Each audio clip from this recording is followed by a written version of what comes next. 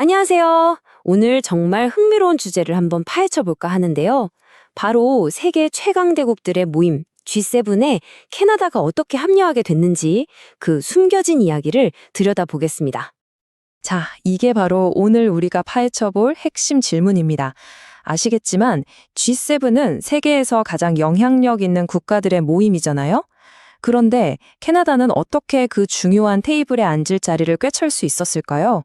지금부터 그 과정을 하나씩 따라가 보시죠. 이 G7의 탄생 배경을 알려면요, 시간을 좀 거슬러 올라가야 합니다. 바로 1970년대, 아주 혼란스러웠던 그 시절로요.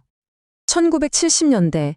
와, 이 시기는 정말 전 세계 경제가 말 그대로 대혼돈의 시대였어요. 미국 달러를 중심으로 돌아가던 브레튼 우즈 체제가 무너지고 설상가상으로 제1차 오일 쇼크까지 터졌으니까요. 전 세계 경제가 그야말로 아수라장이었죠. 자, 이 타임라인을 보시면 딱 감이 오실 거예요. 1973년에 오일 쇼크가 빵 터지면서 전 세계가 휘청거렸죠. 그러니까 이대로는 안 되겠다 싶어서 1975년에 프랑스에 모인 겁니다. 그리고 마침내 G6라는 새로운 리더들의 모임이 공식적으로 딱 출범하게 된 거죠. 그럼 창립 멤버는 누구였을까요? 바로 이 나라들입니다. 당시 세계 경제를 쥐락펴락하던 최강자들이었죠. 미국, 일본, 서독, 영국, 프랑스, 그리고 이탈리아, 이렇게 6나라였습니다. 자, 이제 이야기의 하이라이트로 넘어가 볼까요?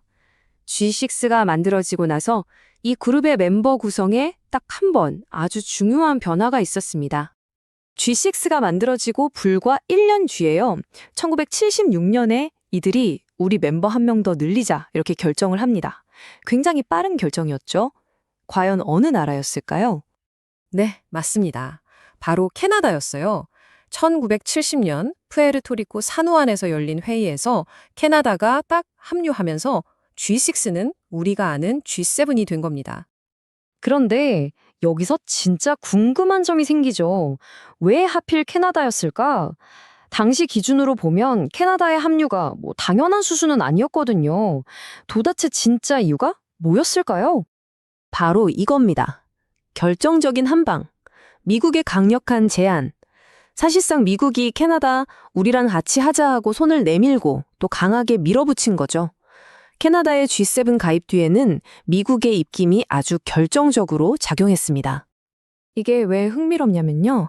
당시 캐나다의 위상을 보면 다른 G6 멤버들이랑은 살짝 결이 달랐어요. 물론 잘 사는 민주주의 국가였죠. 하지만 경제 규모만 놓고 보면 세계 최정상급이라고 하기엔 조금 애매했던 겁니다. 그러니까 경제 논리만으로는 설명이 안 되는 거죠. 맞습니다. 그러니까 캐나다를 멤버로 끌어들인 진짜 이유는 단순한 경제 지표 그 너머에 있었던 겁니다.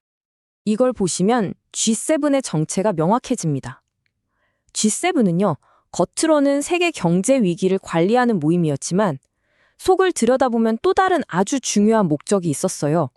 바로 냉전 시대의 소련에 맞서는 서방 국가들의 정치, 외교 연합체였던 거죠. 이 지정학적인 그림을 알아야 캐나다의 역할이 비로소 이해가 됩니다. 그리고 그 정신은 지금까지도 이어져서 오늘날 G7이 다루는 의제들을 보면 정말 폭넓어졌어요.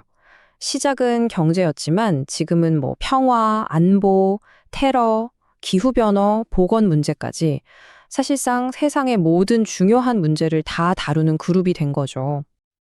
자, 그럼 이제 이 막강한 그룹의 현재 모습은 어떻고 또 미래는 어떻게 될지 한번 살펴볼까요? 58%. 와, 어마어마한 숫자죠? 이 7개 나라가 전 세계 부의 58% 이상을 가지고 있다는 뜻입니다. 이 숫자 하나만 봐도 G7이 지금도 세계 경제에 미치는 영향력이 얼마나 막강한지 따로 설명이 필요 없겠죠. 물론 그동안 멤버 구성에 우여곡절도 좀 있었어요. 76년에 캐나다가 들어와서 G7이 됐다가 97년에는 러시아가 합류해서 GAC 되기도 했죠. 하지만 2014년에 크림반도 사태 때문에 러시아의 자격이 정지되면서 다시 G7 체제로 돌아오게 된 겁니다. 그리고 요즘엔 새로운 논의가 한창입니다. G7을 이대로 둬야 하냐, 아니면 더 확장해야 하냐는 거죠. 최근에 우리나라, 대한민국이나 호주 같은 나라들이 정상회의에 게스트로 계속 초청되는 것도 바로 이런 배경 때문입니다. 자, 그래서 마지막으로 이 질문을 던져보고 싶습니다. 만약 G7이 다시 한번 멤버를 늘린다면 과연 그 다음 주인공은 누가 될까요? 여러분은 어떻게 생각하시나요? 이 질문을 곱씹어 보면서 G7의 미래를 한번 상상해 보시는 것도 재밌을 것 같습니다.